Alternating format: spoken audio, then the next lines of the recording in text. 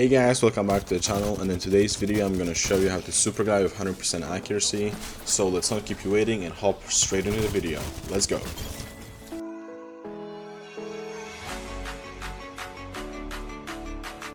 Alright, and this video is going to be split into 5 chapters, so feel free to just skip around with the timestamps down below and look what you're interested into. However, I would recommend obviously watching the entire thing for 2 main reasons.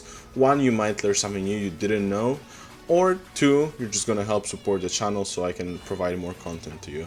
So let's go on to chapter 1 with explanation of what is supergliding. Alright, in essence, supergliding is simply combining 2 different movement boosts from climbing a wall. Now, there are 2 possible ways to get a boost out of climbing a wall. One is sliding and one is jumping right after the animation. Both of those give you equal boost. However, if you combine them in a very specific way, you can see the resulting giant speed boost. And you can use this speed boost to your advantage in any way you can imagine, as long as you can climb a wall. And here's some examples of other really skilled players doing so in real games.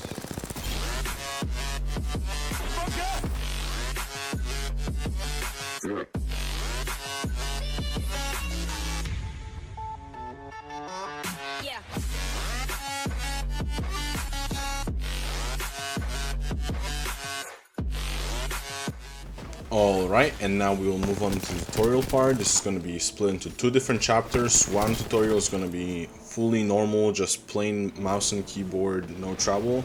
And the second part of the tutorial is going to be how to do with the CFG version. Everything's going to be free and linked down in the description below. So let's get right into that. Alright, and for the tutorial part now in the firing range, supergliding is frame rate dependent, meaning that the higher your FPS, the less time you have to do the supergliding. So turning on the performance display just so you know how hard it's going to be.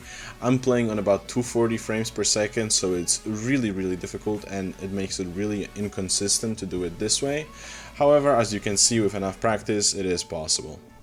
Right now in the background you can see some of my attempts for this video. As you can see, like, I hit it sometimes, it's not very consistent, like about maybe 40%, 30% of the time I don't get the timing right, and it is really hard to do this. So I'd say if you're above 165 frames per second, I would look into the second method of the CFG or just lowering the frames you play at.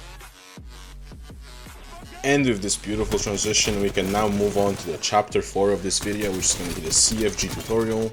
Now I'm gonna go a little bit of monologue here. For those of you that have a lot to say against the CFGs, just listen, hear me out, and then go and leave your hate down in the comments below. Thanks for the channel exposure. So here's the monologue. If you don't want to, you can just skip it with the timestamp down below. Okay, the main point of discussion: are CFGs bannable? Is Apex against those CFGs? So here's my take on this. Obviously I'm not part of EA, I'm not part of Respawn, so I can't say this is 100% true. This is from my experience and observing how other people and how developers treat the CFG files so far. So CFGs are configuration files for a game running on this specific engine. Now, games like CSGO also have that, and some of the commands are whitelisted, some of them are blacklisted. The whitelisted commands are available for all the users to use, and they're not bannable. The blacklisted commands are hidden under the command SV cheats, and if you use them in game, first of all, game's not going to allow you, but if somehow were to overcome that, you would get banned. In Apex Legends, you don't have any blacklisted command access, meaning if their command is blacklisted by the developers, you physically cannot access it. If you do that, you get banned. Now, the commands I show in my movement CFGs are purely whitelisted commands that allow you to bind certain actions to certain keys. In this specific case, it's to simplify some of the actions, so one continuous scroll wheel, every one of those scroll clicks is going to do a different actions, meaning you don't have to time it yourself. That's all good. That's not bannable, and Apex has allowed that in a while now. And if you're going to refer to the quite recent ban of the Moomin on Apex Legends for using CFGs, he was using the accidentally whitelisted commands that are usually blacklisted to disable certain visual effects, giving him basically wall hacks to his own gun, which he disabled the gun model. He also disabled Bangalore and caustic gas visual clutter. meaning he was gaining an unfair competitive advantage that usually is blacklisted by CFG files, and then he went on Twitter and dared EA to ban him because he doesn't care.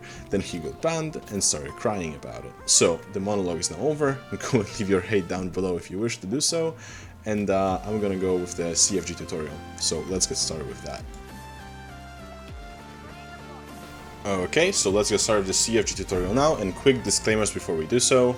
A lot of people ask if it's bannable. No, it is not. We're using only whitelisted commands by the developers as an intended use, and we're going to be binding certain actions to a scroll wheel, so instead of having to time your crouch and jump, you can just scroll wheel down and it's going to do it for you, and it's going to also lower your FPS so the time window is more precise, and going to bring your FPS back up to what it's supposed to be at.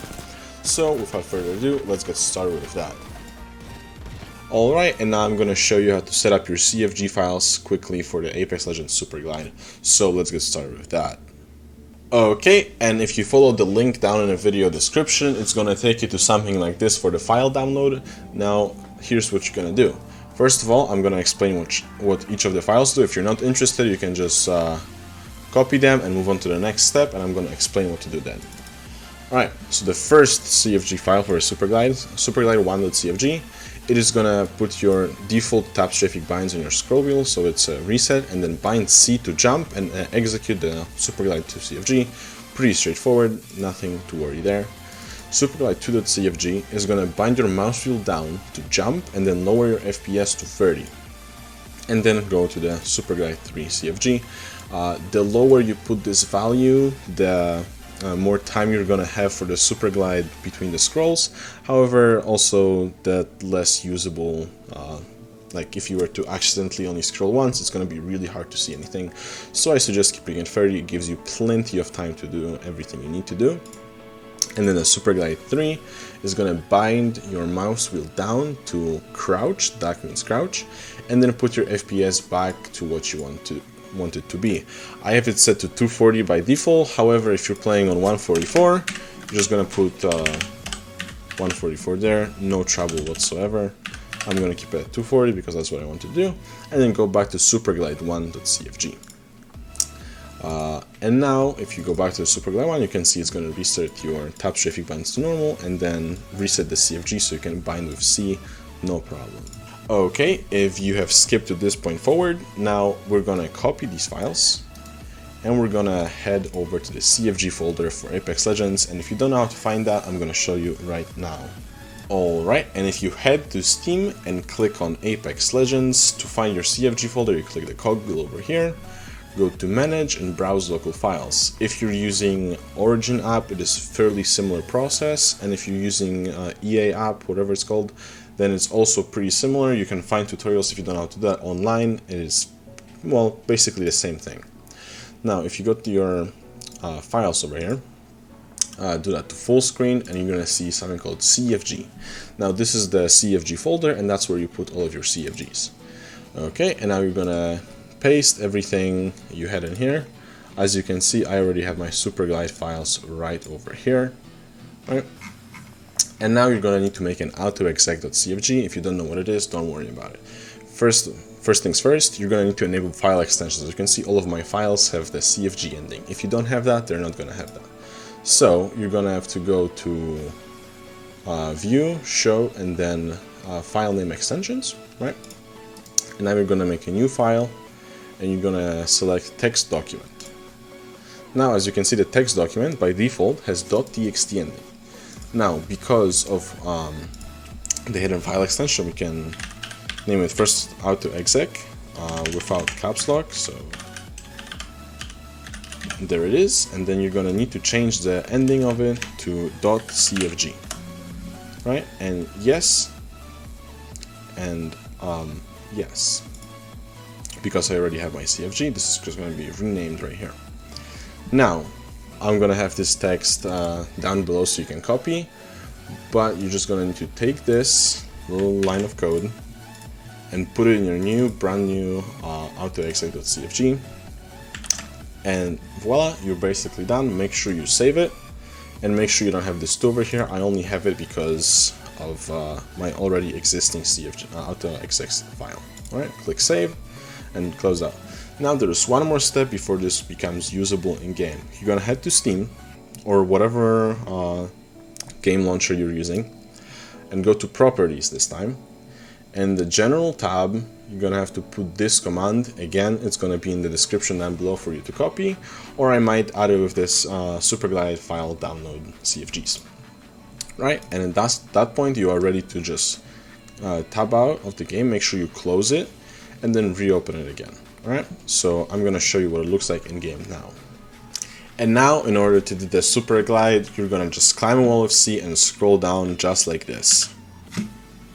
Right, as you can see, it has to be a decently fast scroll, however, you don't need to worry that much about it. It should be pretty consistent. Make sure you're holding W at the top of your climbing animation. And in the next chapter, I'm going to show you some more advanced uses of the Superglide.cfg.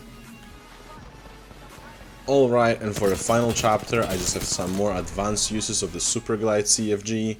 I'm not going to talk over them, so just sit back, enjoy the music, and learn something new.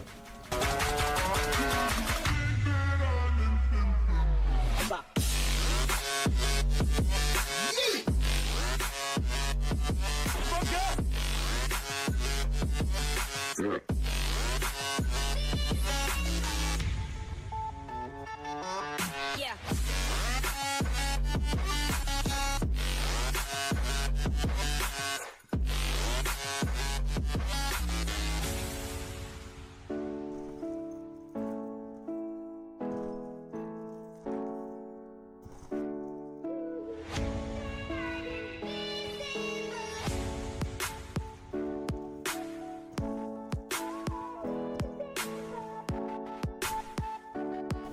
And that brings us to the end of the video. Thank you so much for watching, and if you'd like to check out any of my more advanced CFGs, there's going to be a link down in the description.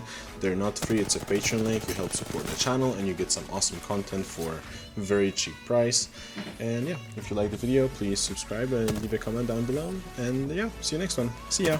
Peace.